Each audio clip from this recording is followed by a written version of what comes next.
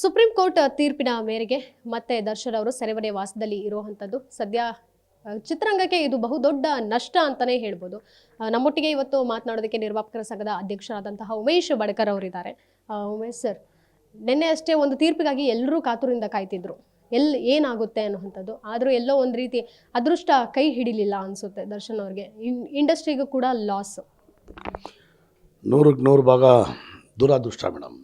ಚಿತ್ರರಂಗದ ದುರದೃಷ್ಟ ಮತ್ತು ದುರಂತ. ಯಾಕೆ ಹೇಳ್ತೀನಿ ದುರಂತ ಅಂತಂದರೆ, ಒಂದು ದರ್ಶನ್ ಅವರ ಚಿತ್ರ ಬಿಡುಗಡೆ ಆಗ್ತಾ ಇದೆ ಅಂದರೆ ಇವತ್ತು ಸೊರಗಿ ಸುಣ್ಣವಾಗ್ತಾ ಇರ್ತಕ್ಕಂತಹ ಚಿತ್ರಮಂದಿರಗಳ ಪುನರ್ಜೀವನ ಆಗುತ್ತೆ. ಅದು ಪುನರ್ಜೀವ ಬರುತ್ತೆ ಚಿತ್ರಮಂದಿರಗಳಿಗೆ. ಯಾಕಂದರೆ ಅಷ್ಟು ಸಾಕಷ್ಟು ಫ್ಯಾನ್ ಫಾಲೋವರ್ಸ್ನ ಹೊಂದಿದ್ದಾರೆ. ಸೊ ಇದರಿಂದ ಪರೋಕ್ಷವಾಗಿ ಪ್ರತ್ಯಕ್ಷವಾಗಿ ಚಿತ್ರರಂಗದ ಎಲ್ಲ ಆಯಾಮ, ಅದು ಚಿತ್ರೀಕರಣ ನಡೆದರೆ ಒಂದು 23 ಕ್ರಾಫ್ಟು, ಇನ್ನು ಬಿಡುಗಡೆ ಆಗೋ ಸಂದರ್ಭದಲ್ಲಿ ಎಲ್ಲ ಥಿಯೇಟ್ರ್ಗಳು, ಮತ್ತು ಇನ್ನು ಕಾರ್ಮಿಕ ವರ್ಗದವರು, ಮತ್ತು ಪೋಸ್ಟ್ರು ಪ್ರಿಂಟ್ ಮಾಡೋರು, ಬ್ಯಾನರ್ಗಳು ಇದು ಮಾಡೋರು, ಪ್ರತಿಯೊಬ್ಬರಿಗೂ ಕೂಡ ಎಲ್ಲರಿಗೂ ಕೆಲಸ ಇದ್ದಂಗೆ ಆಗುತ್ತೆ. ಪ್ರತಿಯೊಬ್ಬರಿಗೂ ಅದಿರ್ತದೆ. ಬಟ್ ಈ ಥರ ಒಂದು ಸಮಸ್ಯೆಯಿಂದ ಚಿತ್ರರಂಗಕ್ಕೆ ಅದು ನಷ್ಟನೇ. ಅವರು ಬಾಕ್ಸ್ ಆಫೀಸ್ ಸುಲ್ತಾನನ್ನೇ ಅವರು.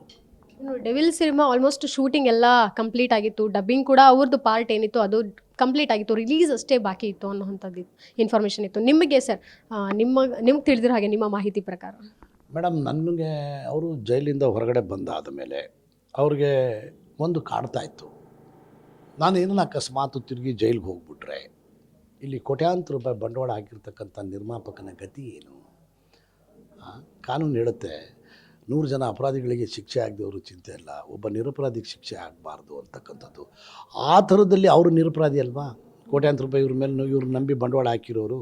ಸೊ ಅದರಿಂದ ನಾನು ಜೈಲಿನಿಂದ ಹೊರಗಡೆ ಬಂದು ನನ್ನ ಆರೋಗ್ಯ ಅಂದರೆ ನಂದೇನು L4 L5 ಪ್ರಾಬ್ಲಮ್ ಇದೆ ಅದನ್ನು ಕೂಡ ಲೆಕ್ಕಿಸ್ದೇನೆ ಆ ಶಿವು ಅಂತ ಅವರ ಮೈಸೂರು ಶಿವು ಅಂತ ಅವ್ರ ಫ್ರೆಂಡು, ಅವರು ಮೊನ್ನೆ ನಿರ್ಮಾಪಕರ ಸಂಘಕ್ಕೆ ಬಂದಿದ್ದರು. ಆವಾಗ ಹೇಳ್ತಾಯಿದ್ರು, ಇಲ್ಲ ಡೇ ಆ್ಯಂಡ್ ನೈಟ್ ವರ್ಕ್ ಮಾಡ್ತಾಯಿದ್ದಾರೆ. ಬಿಕಾಸ್ ಆ ನಿರ್ಮಾಪಕನಿಗೆ ತಿರುಗಿ ನಾಳೆ ಸುಪ್ರೀಂ ಕೋರ್ಟ್ ಜಡ್ಜ್ಮೆಂಟ್ ಏನಾನ ವ್ಯತಿರಿಕ್ತವಾಗಿ ನಾನು ಅಲ್ಲಿ ಒಳಗಡೆ ಹೋಗೋ ಪರಿಸ್ಥಿತಿ ಬಂದರೆ ಆತ ತೊಂದರೆ ಅನುಭವಿಸ್ಬಾರ್ದು. ಸೊ ಹೀಗಾಗಿ ನಾನು ಬೆನ್ನೂರು ಇರಲಿ, ಪ್ರಾಬ್ಲಮ್ ಇರಲಿ, ಅದನ್ನ ನೋಡ್ಕೊಂಡು ಹ್ಯಾಂಡಲ್ ಮಾಡೋಣ ಅಂತ ಹೇಳಿ ಫಸ್ಟು ಇದು ಶೂಟಿಂಗ್ ಮುಗಿಸ್ಬೇಕು ಅನ್ನೋ ಉದ್ದೇಶ ಇಟ್ಕೊಂಡು ಮಾಡಿಕೊಟ್ರಲ್ಲ ಮೇಡಮ್. ಈಗೆಲ್ಲ ಮುಗಿದೋಗಿದೆ, ಡಬ್ಬಿಂಗು ಮುಗೀತು, ಅವರು ಶೂಟಿಂಗು ಮುಗೀತು, ಡಬ್ಬಿಂಗು ಮುಗೀತು, ಇನ್ನು ಪೋಸ್ಟ್ ಪ್ರೊಡಕ್ಷನ್ ಇದೆ, ಅದನ್ನು ಚಿತ್ರತಂಡ ಮಾಡ್ಕೊತಾರೆ. ಸೊ ಸಾರಥಿ ಚಿತ್ರದ ಬಿಡುಗಡೆ ಸಂದರ್ಭದಲ್ಲೂ ಕೂಡ ಅವರು ಜೈಲಲ್ಲಿದ್ದರು. ಸಾರಥಿ ಅವರ ಜೀವನಕ್ಕೇನೆ, ಅವ್ರ ಚಿತ್ರರಂಗದ ಜೀವನಕ್ಕೇನೆ ಒಂದು ಮೈಲಿಗಲ್ಲು ಸಿನಿಮಾ ಸಾರಥಿ. ಆವಾಗ ಅವ್ರು ಜೈಲಲ್ಲಿದ್ದರು. ಈಗಲೂ ಕೂಡ ಡೆವಿಲ್ ರೆಡಿ ಆಗ್ತಾಯಿದೆ, ಈಗಲೂ ಜೈಲಲ್ಲಿದ್ದಾರೆ. ಅದು ಕೂಡ ಸೂಪರ್ ಡೂಪರ್ ಹಿಟ್ ಆಗ್ಬೋದು, ಆಗಲಿ ಅನ್ನೋದು ನಮ್ಮೆಲ್ಲರ ಆಸೆ. ಸೊ ಏನಪ್ಪ ಅಂದರೆ, ಒಂದು ಚಿತ್ರ, ಒಂದು ನಟನ ಚಿತ್ರ, ಒಂದು ಚಿತ್ರರಂಗಕ್ಕೆ ಒಂದು 100 ಡೇಸು ಒಂದು ದೊಡ್ಡ ಗಳಿಕೆ ಬಂತು ಅಂದರೆ ಪರೋಕ್ಷವಾಗಿ ಪ್ರತ್ಯಕ್ಷವಾಗಿ ಭಾಳಷ್ಟು ಕುಟುಂಬಗಳು ನಿರ್ವಹಣೆ ಆಗ್ತದೆ, ಭಾಳಷ್ಟು ಕುಟುಂಬಗಳು ಅವಲಂಬಿತವಾಗಿರ್ತವೆ. ಅವ್ರಿಗೆಲ್ರಿಗೂ ಒಂದು ಇದು ಬಂದಂಗೆ ಆಗುತ್ತಲ್ವ.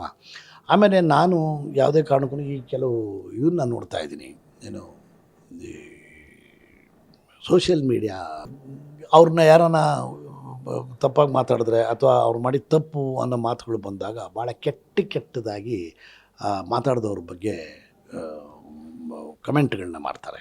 ಅದು ರಮ್ಯಾ ಮೇಡಮ್ಮು ಪಾಪ, ಅವರು ಕಾನೂನನ್ನು ಎತ್ತಿಡಿದಿದ್ದಾರೆ. ಆಮೇಲೆ ಅವ್ರ ಕುಟುಂಬಕ್ಕೆ, ರೇಣುಕಾಸ್ವಾಮಿ ಕುಟುಂಬಕ್ಕೆ ನೆಮ್ಮದಿ ತಂದಿದೆ ಅನ್ನೋದನ್ನು ಆ ಮಾತನ್ನ ಹೇಳಿದ್ದಾರೆ. ಓಕೆ, ಅದು ಅವ್ರ ವೈಯಕ್ತಿಕ ಅಭಿಪ್ರಾಯ. ನೀವು ಅದಕ್ಕೆ ಆ ಹೆಣ್ಣು ಮಗಳನ್ನ ಸೊಂಟದ ಕೆಳಗಡೆ ಮಾತಾಡೋದು ಅಥವಾ ಕೆಟ್ಟದಾಗಿ ಶಬ್ದಗಳನ್ನು ಬಳಸೋದು, ಅದನ್ನೆಲ್ಲ ಮಾಡೋದು. ಆ ಹೆಣ್ಣುಮಗಳು ಕಂಪ್ಲೇಂಟು ಕೊಟ್ಟರು, 5 ಜನನೇನೋ ಅರೆಸ್ಟು ಮಾಡಿದ್ರು. ನಾನು ಏನು ಹೇಳ್ತೀನಿ ಅಂದರೆ, ಇದು ಕಂಪ್ಲೇಂಟ್ ಕೊಟ್ಟಿದ್ದರಿಂದನೇ ಮಾಡಬೇಕು ಅಂತಲ್ಲ. ಕಂಪ್ಲೇಂಟ್ ಅವರು ಮೇಡಮ್ ಕೊಟ್ಟರು ಅನ್ನೋ ಕಾರಣಕ್ಕೆ ಇನ್ವೆಸ್ಟಿಗೇಟ್ ಮಾಡಿ ಅವ್ರು ಯಾರು ಅಂತ ಲಾಕ್ ಮಾಡಿ ಅವ್ರನ್ನ ಅರೆಸ್ಟ್ ಮಾಡಿ ಅವ್ರ ಮೇಲೆ ಏನೋ ಒಂದು ಕಾನೂನು ಕ್ರಮ ಜರುಗಿಸ್ತಾ ಇದ್ದಾರೆ. ಸರ್ಕಾರ, ಕೇಂದ್ರ ಸರ್ಕಾರ ಆಗಲಿ ರಾಜ್ಯ ಸರ್ಕಾರ ಆಗಲಿ ಇದಕ್ಕೊಂದು ಕಾನೂನನ್ನೇ ತರಬೇಕು. ಯಾರು ಕೆಟ್ಟ ಕಮೆಂಟ್ಗಳನ್ನು ಮಾಡ್ತಾರೋ ಅವರ ಫೇಸ್ಬುಕ್ಕು ಮತ್ತು ಅವರ ಸಿಮ್ ಕಾರ್ಡನ್ನು ಫಸ್ಟು ಲಾಕ್ ಮಾಡಬೇಕು. ಇದನ್ನು ಕಾನೂನು ಅಂತ ನೀವೇನು ಸಂವಿಧಾನ ಮಾಡಿದ್ದೀರಿ, ಅದು ಯಾಕಂದರೆ ಅವತ್ತಿನ ಸಂವಿಧಾನ ಮಾಡುವಾಗ ಈ ಮೊಬೈಲು, ಫೇಸ್ಬುಕ್ಕು, ಇನ್ಸ್ಟಾಗ್ರಾಮು ಇವ್ಯಾವೂ ಇರಲಿಲ್ಲ, ಭಾಳಷ್ಟು ನಿಮ್ಮ ಮಾಧ್ಯಮಗಳೇ ಇರಲಿಲ್ಲ.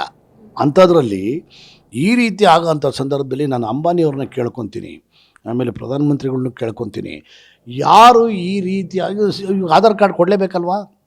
ಆಧಾರ್ ಕಾರ್ಡ್ ಕೊಡದೆ ಹೋದರೆ ನೀವು ಸಿಮ್ ಕಾರ್ಡ್ ಕೊಡಲ್ಲ ಅಲ್ವಾ? ಅಥವಾ ನಿಮ್ಮ ಫೇಸ್ಬುಕ್ ಇರುತ್ತಲ್ವಾ?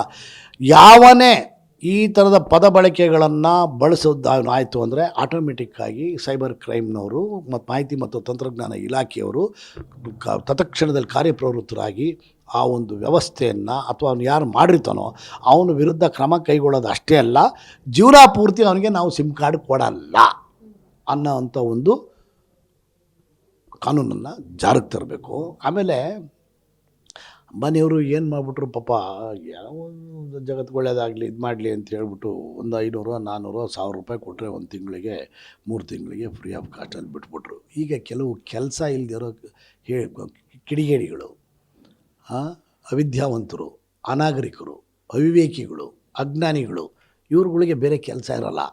ಇವ್ರು ಕೂತ್ಕೊಂಡು ಬರೀ ಇಂಥವನ್ನೇ ಮಾಡೋದು. ಮೊಬೈಲ್ ಕೊಟ್ಟಿದ್ದಾರೆ ಅದನ್ನು ಯಾವುದಕ್ಕೆ ಒಳ್ಳೆಯದಕ್ಕೆ ಬಳಸ್ಕೊಳ್ಳೋಣ, ಒಳ್ಳೆ ಥರದಲ್ಲಿ ಅದನ್ನು ಹ್ಯಾಂಡಲ್ ಮಾಡ್ಕೊಂಡು ಹೋಗೋಣ ಅನ್ನೋದಲ್ಲ. ಬರೀ ಈ ರೀತಿ ಇಂಥವನ್ನೇ ಮಾಡ್ಕೊಂಡು ಕೂತ್ಕೊಳ್ಳೋದಕ್ಕೆ ಒಂದು ಗ್ಯಾಂಗೇ ಇಟ್ಕೊಂಡಿದ್ದಾರೆ. ಅಂದರೆ ಕೆಲವು ಗ್ಯಾಂಗ್ಗಳೇ ಇದ್ದಾವೆ. ಆ ಥರದ್ದಕ್ಕೆ ಅವಕಾಶ ಕಾನೂನಿನಲ್ಲೇ ಅವ್ರಿಗೊಂದು ಕ್ರಮ ತಗೊಳ್ಳೋ ಅಂಥ ವ್ಯವಸ್ಥೆನ ಜಾರಿಗೆ ತರಬೇಕು ಅಂತೇಳಿ ನಾನು ಕೇಳ್ಕೊತೀನಿ ಮೇಡಮ್. ಸರ್, ಡೆವಿಲ್ ಸಿನಿಮಾ ಆಯಿತು, ನೆಕ್ಸ್ಟ್ ಸಿನಿಮಾ ಯಾವುದು ಮಾಡಬೇಕು ಅಂದ್ಕೊಂಡಿದ್ರ ಜೊತೆಗೆ ನಿರ್ಮಾಪಕರು ಯಾರಾದರೂ, ಸಾಕಷ್ಟು ನಿರ್ಮಾಪಕರು ಇರಬಹುದು, ಅವರಿಗೆ ಸಿನಿಮಾ ಮಾಡಬೇಕನ್ನೋ ಆಸೆ ಇರುತ್ತೆ. ಆದರೆ ಒಂದಷ್ಟು ನಿರ್ಮಾಪಕರು ಈಗಾಗಲೇ ಅಡ್ವಾನ್ಸ್ ಕೊಟ್ಟು ಲೈನಪ್ ಕೂಡ ಆಗಿತ್ತು.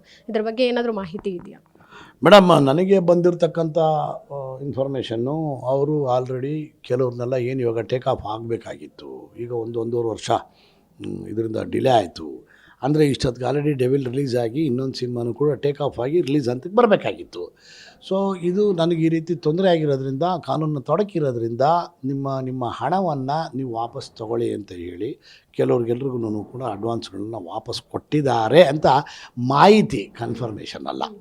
ಅಂದರೆ ನಮಗೆ ಪಾಪ ನೀವು ಕಾದು ತೊಂದರೆ ಮಾಡ್ಕೊಳಕ್ಕೆ ಹೋಗಬೇಡಿ, ನಿಮ್ಮ ಹಣ ಏನು ಕೊಟ್ಟಿದ್ರಿ, ಅದನ್ನು ಕೋಟಿ ಕೊಟ್ಟಿದ್ರು, ಲಕ್ಷ ಕೊಟ್ಟು ವಾಪಸ್ ತೊಗೊಂಬಿಡಿ ಅಂತ ಕೆಲವ್ರದ್ದು ಕೊಟ್ಟಿದ್ದಾರೆ ಅನ್ನೋದನ್ನು ನನ್ನ ಶಿವು ಅವರ ಫ್ರೆಂಡ್ ಇದ್ದಾರಲ್ಲ, ಅವರು ನನಗೆ ಮನೆ ನಿರ್ಮಾಪಕರ ಸಂಘಕ್ಕೆ ಬಂದಾಗ ಹೇಳಿದ್ರು.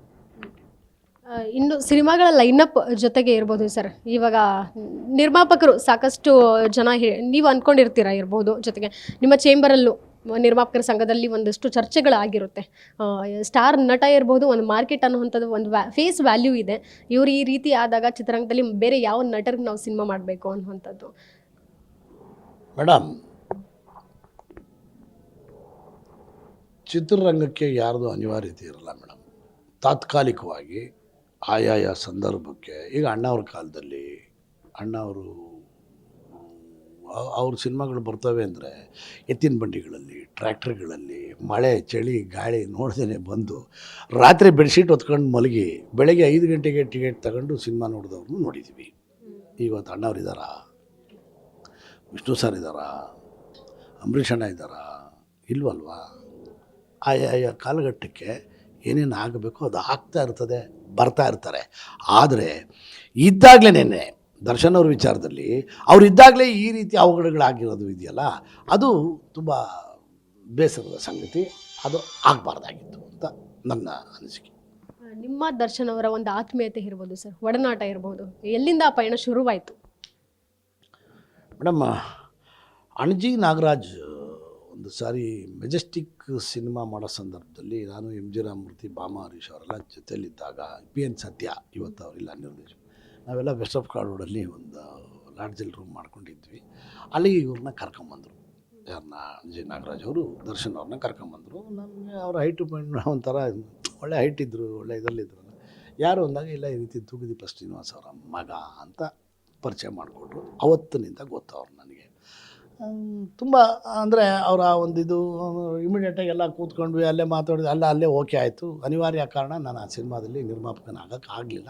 ನಮ್ಮ ತಂದೆಯವರು ಕಾಲವಾದರು ಆ ಸಂದರ್ಭದಲ್ಲಿ, 2001 ನನ್ನ ತಂದೆ ತೀರ್ಕೊಂಡಾಗ. ಸೊ ಹೀಗಾಗಿ ಅಲ್ಲಿಂದ ಅವರ ಪರಿಚಯ. ಅಂದರೆ ಅದಾದಮೇಲೆ ಪಾಪ ಭಾಳಷ್ಟು ಒಂದು ಹೆಮ್ಮರವಾಗಿ ಬೆಳೆದ್ರು. ಎಲ್ಲೇ ಸಿಕ್ಕರು ಅದೇ ಗೌರವ, ಅಷ್ಟನ್ನು ಬಿಟ್ಟು ನಾನು ಅಂಥದ್ದೇನು ಎಕ್ಸ್ಟ್ರಾ ಏನಿಲ್ಲ ಮೇಡಮ್. ಬಟ್ ಬೇಸರ ಆಗುತ್ತೆ ಅಷ್ಟೇ. ದರ್ಶನ್ ಅವರ ಒಂದು ವಿಚಾರ ಹೊರತುಪಡಿಸಿರಿ ಸರ್, ನಾಳೆ ಕಲಾವಿದರ ಸಂಘದಲ್ಲಿ ಜನರಲ್ ಬಾಡಿ ಮೀಟಿಂಗ್ ಇರುವಂಥದ್ದು, ಸೊ ಇದ್ರ ಬಗ್ಗೆ ಒಂದಷ್ಟು ಇನ್ಫಾರ್ಮೇಷನ್. ಮೇಡಮ್, ಜನರಲ್ ಬಾಡಿ ನಾಳೆ ಇದು ಬೈಲಾ ಅಮೆಂಡ್ಮೆಂಟ್ಗೆ ಜನರಲ್ ಬಾಡಿ ಕರೆದಿರೋದು ಮೇಡಮ್. ಅಲ್ಲಿ ಮತ್ತೆ ಚುನಾವಣೆ ಅಂಥದ್ದೆಲ್ಲ ಏನಿಲ್ಲ. ಅಲ್ಲಿ ಏನಾಗ್ತದೆ, ಕಾನೂನನ್ನು ರೆಡಿ ಮಾಡಿರ್ತೀವಿ, ನಮ್ಮದೇ ಆದಂಥ ಬಯಲಾಗಳಿರ್ತದೆ, ಅದರಲ್ಲಿ ಕೆಲವೊಂದು ಬದಲಾವಣೆಗಳನ್ನ ಮಾಡಬೇಕಾಗ್ತದೆ. ಆ ಕಾಲಕ್ಕೆ ತಕ್ಕನಾಗಿ ಕೆಲವು ಬದಲಾವಣೆಗಳು ಮಾಡಬೇಕು. ಅದನ್ನು ಬರೀ ವಾಣಿಜ್ಯ ಮಂಡಳಿ ಅಥವಾ ಕಾರ್ಯಕಾರಿ ಸಮಿತಿ ಕೂತ್ಕೊಂಡು ಅದನ್ನು ಮಾಡಲಿಕ್ಕೆ ಅವಕಾಶ ಇಲ್ಲ. ಏನೇ ಕಾನೂನಲ್ಲಿ ನೀವು ತಿದ್ದುಪಡಿ ತರ್ತೀರಿ ಅಂದ್ರೂ ಕೂಡ ಬಯಲಿನಲ್ಲಿ ತಿದ್ದುಪಡಿ ಮಾಡುವಾಗ ಜನರಲ್ ಬಾಡಿ ಕರೀಲೇಬೇಕು, ಪ್ರತಿಯೊಬ್ಬ ಸದಸ್ಯರ ಗಮನಕ್ಕೂ ಅದನ್ನು ತರಲೇಬೇಕು. ಅಲ್ಲಿ ಸಾಧಕ ಬಾಧಕಗಳನ್ನು ಪರಿಶೀಲನೆ ಮಾಡಬೇಕು. ಬಹುಮತದ ಅಭಿಪ್ರಾಯದ ಮೇರೆಗೆ ಅದನ್ನು ಪಕ್ಕ ಮಾಡ್ಕೋಬೇಕು. ನೀವು ಏಕಾಏಕಿ ನೀವು ಒಂದು 8 ಜನ ಕೂತ್ಕೊತೀರಿ, ನಿಮಗೆ ಬೇಕಾದ ಕಾನೂನನ್ನ ರಚನೆ ಮಾಡ್ತೀರಿ, ಅದನ್ನು ಇಂಪ್ಲಿಮೆಂಟ್ ಮಾಡ್ತೀರಿ ಅಂದರೆ ಸಂಸ್ಥೆಗಳು, ಸಂಘ ಸಂಸ್ಥೆಗಳು ಅವನ್ನು ಒಪ್ಕೊಳ್ಳಲ್ಲ. ಆಮೇಲೆ ಜನರಲ್ ಬಾಡಿ ಅಪ್ರೂವಲ್ ಆದ ಮೇಲೆ ಅದನ್ನು ಡಿಸ್ಟ್ರಿಕ್ಟ್ ರಿಜಿಸ್ಟ್ರಾರ್ಗೆ ನಾವು ಸಬ್ಮಿಷನ್ ಮಾಡಬೇಕು. ಈ ರೀತಿ ಕಾನೂನನ್ನು ಅಂದರೆ ಬೈಲಾವನ್ನು ತಿದ್ದುಪಡಿ ಮಾಡಿದ್ದೀವಿ. ಪ್ರೀವಿಯಸ್ಸಲ್ಲಿ ಈ ಥರ ಇದ್ದಿದ್ದು ಏನೇನು ಬದಲಾವಣೆಗಳಾಗಿದ್ದಾವೆ ಎಲ್ಲವೂ ಆಗಲ್ಲ, ಎಲ್ಲವನ್ನೂ ಬದಲಾಯಿಸಲ್ಲ. ಆಯಾ ಕಾಲಘಟ್ಟಕ್ಕೆ ಆದಂಥ ಬದಲಾವಣೆಗಳನ್ನು ನೋಡಿಕೊಂಡು ಕೆಲವು ಇವನ್ನ ತಿದ್ದುಪಡಿ ಮಾಡಿರ್ತೀವಿ. ಯಾವುದನ್ನು ತಿದ್ದುಪಡಿ ಮಾಡಿರ್ತೀವಿ ಆ ಜನರಲ್ ಬಾಡಿ ಮಿನಿಟ್ಸನ್ನು ನಾವು ರಿಜಿಸ್ಟ್ರಾರ್ ಆಫ್ ಸೊಸೈಟಿಗೆ ಕೊಟ್ಟು ಈ ಥರ ಮಾಡಿದ್ದೀವಿ ಅನ್ನೋದನ್ನು ಅವ್ರ ಗಮನಕ್ಕೂ ಕೂಡ ತರಬೇಕಾಗ್ತದೆ. ಸೊ ಹೀಗಾಗಿ ನಾಳೆ ನಾವು ಜನರಲ್ ಬಾಡಿನ ಕಲಾವಿದರ ಸಂಘದಲ್ಲಿ ಕರೆದಿದ್ದೀವಿ ಮೇಡಮ್. ಕಲಾವಿದರ ಸಂಘದಲ್ಲಿ ಇರಬಹುದು, ಯಾವುದೋ ಮೀಟಿಂಗ್ ಅಷ್ಟಾಗಿ ನಡೀತಾ ಇಲ್ಲ ಅನ್ನೋಂಥದ್ದು ಒಂದು ಮಾತು ಕೇಳಿ ಬರ್ತಿದೆ. ಜೊತೆಗೆ ಎಲೆಕ್ಷನ್ ಇರಬಹುದು, ಅಲ್ಲಿ ಪ್ರತಿ ವರ್ಷದ ಒಂದು ಎಲೆಕ್ಷನ್ ಪ್ರಾಸೆಸ್ ಏನಿರುತ್ತೆ ಅದು ಕೂಡ ಆಗ್ತಿಲ್ಲ. ಫಿಲ್ಮ್ ಚೇಂಬರ್ದು ಇರ್ಬೋದು, ನಿರ್ಮಾಪಕರದ್ದು ಇರ್ಬೋದು, ಎಲ್ಲವೂ ಸರಿ ಸಮಾನವಾಗಿ ಕರೆಕ್ಟಾಗಿ ಹೋಗ್ತಿದೆ. ಕಲಾವಿದರ ಸಂಘದಲ್ಲಿ ಯಾಕೆ ಇದು ಹೋಗ್ತಿಲ್ಲ, ಪ್ರೊಸೀಜರ್ ಯಾಕೆ ಸರಿ ಹೋಗ್ತಿಲ್ಲ ಅಂತ ಎಲೆಕ್ಷನ್ ವಿಚಾರ? ಮೇಡಮ್, ಅಣ್ಣವ್ರ ಆದಿಯಾಗಿ ಮೊಟ್ಟ ಮೊದಲನೇದು ಆದಿಯಾಗಿ ಅಣ್ಣವರೇ ಅಲ್ಲಿ ಅಧ್ಯಕ್ಷರಾಗಿದ್ದರು. ಅದಾದ ಮೇಲೆ ನೀವು ಸ್ವಲ್ಪ ಚೆನ್ನಾಗಿದ್ದು ಹ್ಯಾಂಡಲ್ ಮಾಡ್ಕೊಂಡು ಹೋಗ್ರಿ ಅಂತ ಅಂಬರೀಷ್ ಅಣ್ಣನ ಅಲ್ಲಿ ಅಧ್ಯಕ್ಷನಾಗಿ ಮಾಡಿದ್ರು. ಸೊ ಭಾಳಷ್ಟು ಜನ ಕಲಾವಿದರು ಅಲ್ಲಿ ಉಪಾಧ್ಯಕ್ಷರಾಗಿ ಅಧ್ಯಕ್ಷರಾಗಿ ಸೇವೆ ಸಲ್ಲಿಸ್ಕೊಂಡು ಬಂದರು, ಭಾಳಷ್ಟು ಜನ ಕಲಾವಿದರುಗಳು. ಅದರಲ್ಲಿ ರಾಕ್ಲೈನ್ ವೆಂಕಟೇಶ್ ಅವರು ಮತ್ತು ದೊಡ್ಡಣ್ಣ ಅವರು ಅವರ ಒಂದು ಸಾರಥ್ಯದಲ್ಲಿ ಆ ಒಂದು ನಿರ್ಮಾಣ ಅಂದರೆ ಕಟ್ಟಡದ ನಿರ್ಮಾಣ ಆಯಿತು. ಅದಕ್ಕೆ ಅಂಬರೀಷ್ ಅಣ್ಣ ಬೆನ್ನೆಲುಬಾಗಿದ್ದರು. ಅವರ ಒಂದು ಸಹಕಾರದಿಂದ ಒಂದು ಹಂತಕ್ಕೆ ಅದನ್ನು ತಗೊಂಬಂದು ನಿಲ್ಲಿಸಿದ್ರು. ರೈಟ್. ಈಗ ನೀವು ಚುನಾವಣೆಯನ್ನು ಪ್ರಕ್ರಿಯೆಯನ್ನು ಕೇಳ್ತಾ ಇದ್ದೀರಿ, ಚುನಾವಣೆ ಮಾಡಬೇಕು ಅಂತೇಳಿ ಅಂತ. ಚುನಾವಣೆ ಮಾಡಬಾರ್ದು ಅನ್ನೋದು ಯಾರ್ದು ಉದ್ದೇಶಗಳಿಲ್ಲ. ಆದರೆ ಅಲ್ಲಿರ್ತಕ್ಕಂತಹ ಮೆಂಬರ್ಗಳು ಅದನ್ನು ಚುನಾವಣೆ ಮಾಡಿರಿ ಅಂತ ಕೇಳೋ ಅಂಥ ಕೆಲಸನೂ ಯಾರೂ ಮಾಡ್ತಾಯಿಲ್ಲ.